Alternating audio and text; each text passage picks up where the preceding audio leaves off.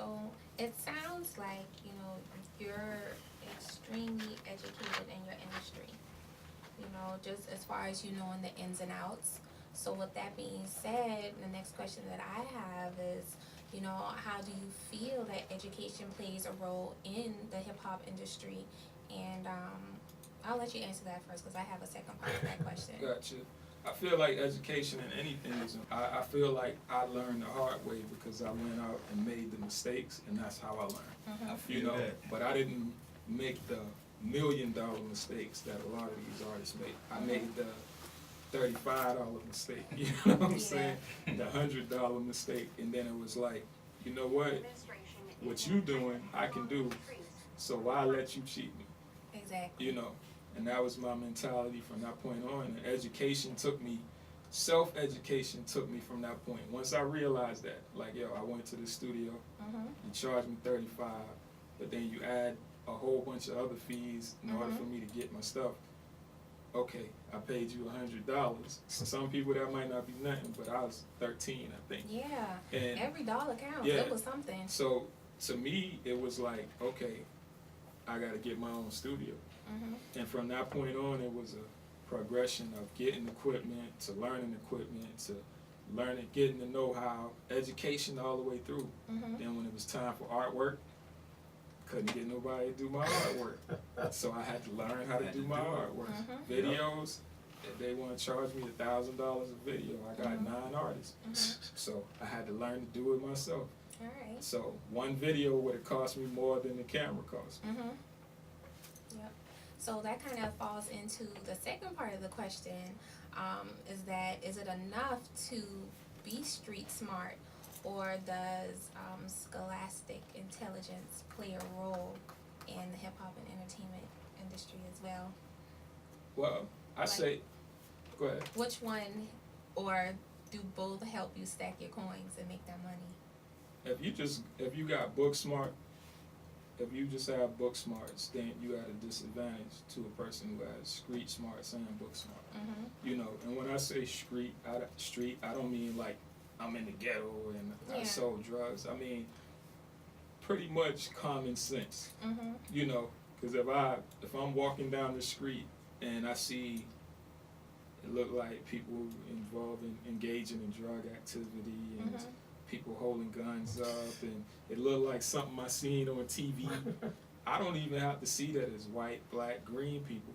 I pretty much know I don't want to go down that street, and that's just common sense to me. But one of the things is your grind. That's the most important thing in your hustle, which is the same thing. So a lot of people say if you can sell drugs, you can sell anything. That's what I believe. But that's not true. In a way. In a way it is, from what I've seen. I don't know. You can always, I just feel like, if you're doing that a certain way and you were successful, why not put some positive energy behind it and make legit money? I've seen it done. Well, the reason behind it is because selling a product that addicts people is totally different from selling a product that people don't have to have. Like, if anybody, like, you could have gotten beat up and they made you do it. Now you addicted to it. You could have just wanted to try it once and you got addicted to it. So they're not selling it to you. You need it. Yeah, I guess I'm looking at it from a different perspective, or different levels, I should say, because any business, whether it's legit, or illegit, it has different levels. So if you have the passion to be a kingpin, right? Why don't you have a passion to be a CEO? Well, the difference is in the work. How much, what it takes to really build something, like honestly build something, meaning coming from having nothing, not your parents giving you a trust fund and you got millions of dollars to play with and lose and get back, but having nothing, and this is my only way.